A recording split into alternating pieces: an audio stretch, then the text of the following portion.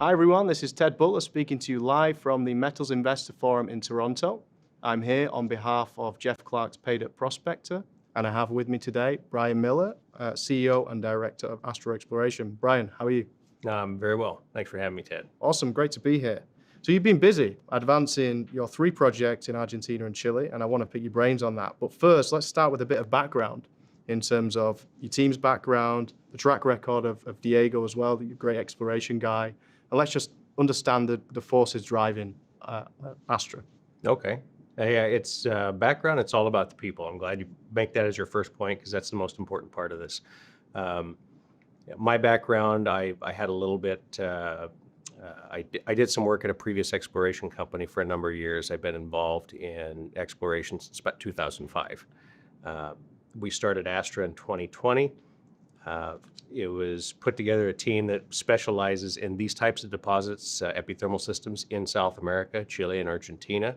Right. Several people on the board responsible for a number of discoveries, including world-class deposits. Diego Guido, as you mentioned, our head of exploration based in Buenos Aires, discovered the Pungueno deposit in Santa Cruz. Right. He's a globally recognized epithermal expert, local in Buenos Aires, and particularly sought out for his expertise in the Deseado Massif. Right, yeah.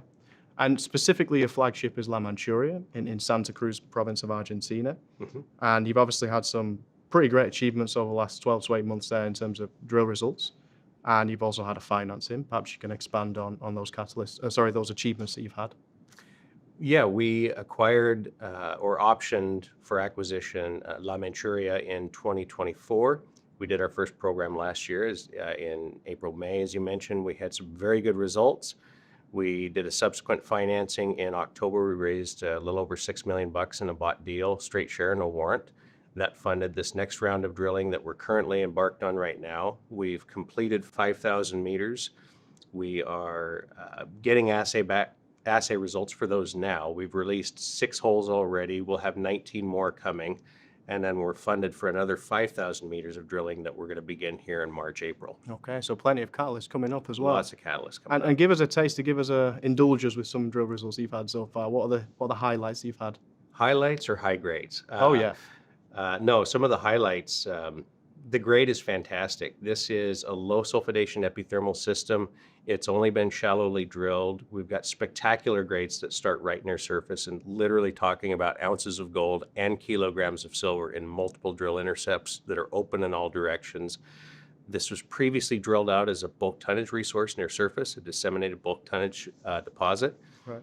It was thought to be constrained at depth by a different rock unit. We've actually drilled through those rocks. We were the first ones to drill through them, and they're quite thin in some places, only narrow sills, and we're right back into the good host rock beneath that hosts good high grade.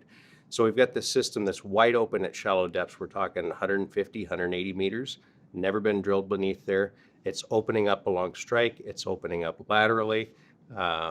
We're having some fantastic results. We're really excited about the next several months. Absolutely. And so you're going to have drill results. There's a lot of lower hanging fruit in the sense that it's all near surface or most of it. What's the kind of depth that we're talking here in terms of, is it 150 meters roughly in that region? Yeah, the average depth is between 100 and 150 meters, so very shallow. The deepest hole that's on this project we just put in, it was about 250 meters depth. We mentioned here in one of the latest news releases. We're waiting on assays for those, but we intersected vein at those depths, and this is still very, very shallow vertical depth and still very shallow in the system. Right. And I also understand you've got some geophysical studies going on as well. Perhaps you can speak to what you're trying to achieve there with that. This deposit, it only outcrops in one small area in the entire project, which is part of the reason it's still there. So one of the challenges here is the volcanic cover, which is typical for this part of the region. The volcanic cover conceals the system, and it's problematic in that regard, but it's not very thick as far as being able to drill through or explore through. So Diego put together a geophysical survey here several months back that we used with this first 5,000 meters of drilling that actually worked very well for targeting the mineralized veins beneath that thin cover. Right. And so we have the crews mobilizing in the field right now to expand that survey ahead of the next round of drilling. Okay. And when do we expect to have those results from that geophysical? I'm going to guess 30 days, hopefully. Okay. So we should have those ahead of the time that we start drilling. Okay. So there's going to be the that next spring. and the drill results coming in as well. So a nice period of catalyst for you coming up. I do want to speak briefly as well about Argentina more broadly. And I know you've got obviously your 2 projects in Chile, and I want to talk about those as well. But tell me a bit more about Santa Cruz, because obviously people think Argentina, Salta usually steals the headlines. You're talking, the San, The Vicuña district. the Vicuña district in general, all the way up the Andes is the main area when people think about Argentina. But tell me more about Santa Cruz and why that is the area for you that is a good area for exploration. Well, first of all, Argentina is a terrific place to make a discovery. It's, as you mentioned, the Vicuña district is San Juan province, that's what I was thinking. San Juan, Yeah, okay. yeah. They've got some world-class areas. In the Santa Cruz province where we're located, there's a region known as the Deseado Massif. Right. And it's an area that's perhaps the most well-endowed place in the world for epithermal gold silver. Right. It really is spectacular. There's several past producing mines as well as currently producing mines. Some of those are world-class deposits. To name a couple, Cerro Negro just to the north, 150 kilometers. Cerro Vanguardia to the east, about 100 kilometers. Both of those total known endowments over 10 million gold equivalent ounces. They're absolutely spectacular deposits. And Diego knows this region as well as anybody.